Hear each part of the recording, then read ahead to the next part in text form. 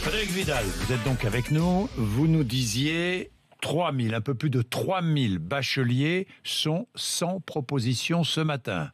C'est ça, et ces 3000 bacheliers sont accompagnés jour après jour par les commissions d'accès à l'enseignement supérieur, c'est-à-dire les chefs d'établissement, les recteurs, les CROUS aussi, puisque s'il y a des mobilités, il faut qu'on puisse les accompagner, et des propositions leur sont faites tous les jours. Tout à l'heure, j'entendais le reportage que nous avions effectué auprès d'un étudiant qui cherche un BTS en alternance et qui n'a pas eu de proposition. Alors l'alternance, c'est vrai que c'est une difficulté supplémentaire parce qu'il faut trouver l'entreprise. Et oui. Mais du coup, les rectorats se sont mis en lien avec les CFA, avec les directs, de façon à pouvoir essayer de faire correspondre les demandes des jeunes qui cherchent de l'alternance, et c'est très bien, et les demandes des entreprises, parce que c'est une difficulté, c'est qu'on n'a rien qui pour le moment nous permet de les relier.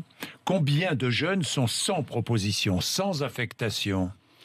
Alors, sans affectation, j'oublie proposition, puisque vous me disiez un peu plus de 3000, oui, mais sans voilà. affectation.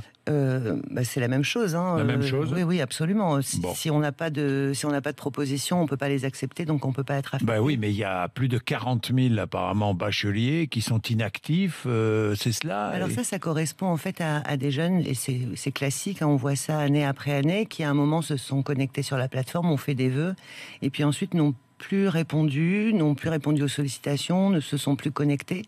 Donc évidemment, la démission, c'est un acte volontaire, donc on ne les démissionne pas de force, si je puis dire, mais simplement, on les considère comme inactifs puisqu'ils ne répondent plus aux sollicitations. Bon, la phase complémentaire va se dérouler, début de ce matin, va se dérouler jusqu'au 21 septembre. C'est ça. Frédéric Vidal, 21 septembre...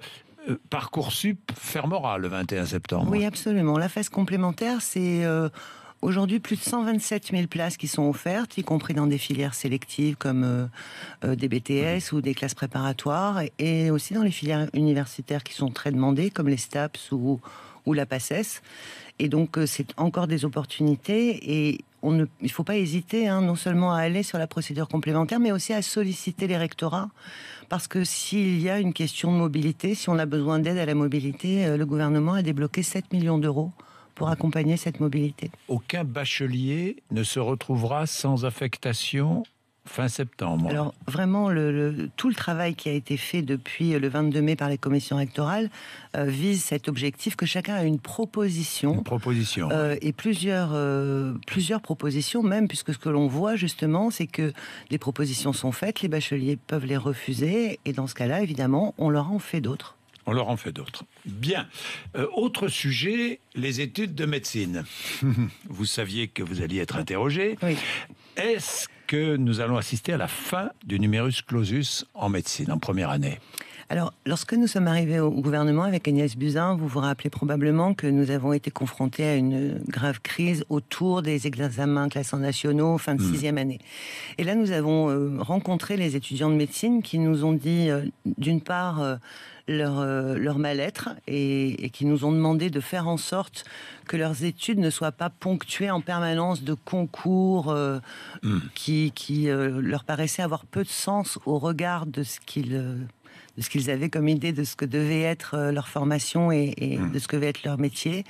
Et donc, c'est ce que nous avons commencé à faire. Nous avons supprimé les ECN, et nous réfléchissons aussi à la façon dont on entre dans les études de médecine. C'est vraiment un sujet... Je vous arrête parce que pour expliquer aux auditeurs et aux auditrices, aux téléspectateurs et téléspectatrices, depuis 1972, il y a un quota d'étudiants en médecine admis en 2e année. C'est ça, absolument. C'est cela. Est-ce que ce quota va tomber ? Est-ce qu'on va en finir avec ce quota ? Alors, il y a plusieurs hypothèses sur la table. On peut décider qu'on en finit avec le quota, mais ça dérégule complètement la profession de médecin. Donc le quota sera maintenu au niveau national. Une fois de plus, il y a plusieurs scénarios qui sont étudiés. Mais est-ce que le quota sera maintenu ?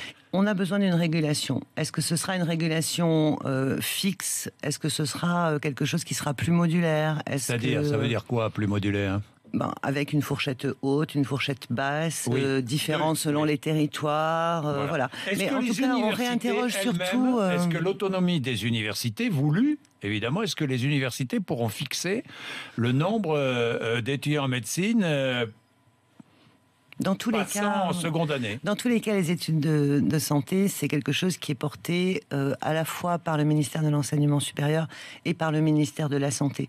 Parce que derrière, il y a toute la formation, notamment dans les CHU, etc. Et donc, c'est pour ça qu'une dérégulation totale n'est pas quelque chose qui est envisagé.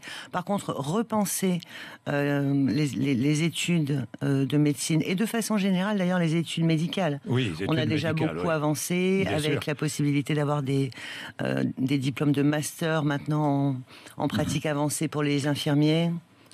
Ça veut dire quand même que... modifie profondément le système. Ça veut dire quand même que le système actuel, c'est la fin du système actuel, du système du numerus clausus que l'on connaît, c'est la fin. C'est la fin d'une première année avec un concours brutal en fin de première année.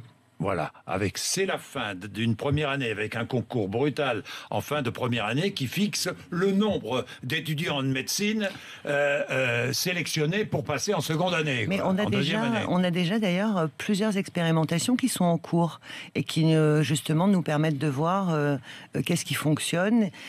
Ce qui est important, c'est bien de comprendre aussi que le métier de médecin est un métier qui est en train d'évoluer. C'est de plus en plus un métier où les gens vont avoir besoin de travailler ensemble, toutes les professions médicales et paramédicales.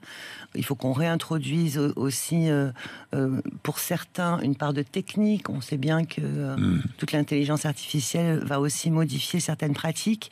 Donc voilà, on repense en profondeur ça, on consulte aussi bien sûr les étudiants. Et je crois que c'était une attente très forte à la fois du monde médical et des étudiants. Et il faut former des médecins. Il faut former des médecins. Il n'y a jamais eu autant de médecins qu'aujourd'hui.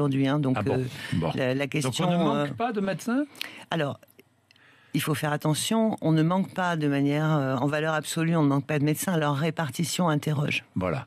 C'est leur répartition qui interroge. Ça va entrer en ligne de compte, peut-être ? Ça fait partie des choses auxquelles on réfléchit. Si on diversifie les lieux de formation, on diversifiera probablement. Bon, mais chaque fac pourra former le nombre de médecins qu'elle souhaite. On n'en est pas, du tout là. Honnêtement, on n'en est pas du tout dans ce détail. Il faut encore un tout petit peu de patience. Ce sera annoncé le 18 septembre. Oui, mais dans tous les cas, le numerus clausus, tel qu'on le connaît aujourd'hui, c'est terminé. Ça, c'est terminé. L'entrée dans les études de médecine va être profondément modifiée. Merci beaucoup, Frédérique Vidal. Merci.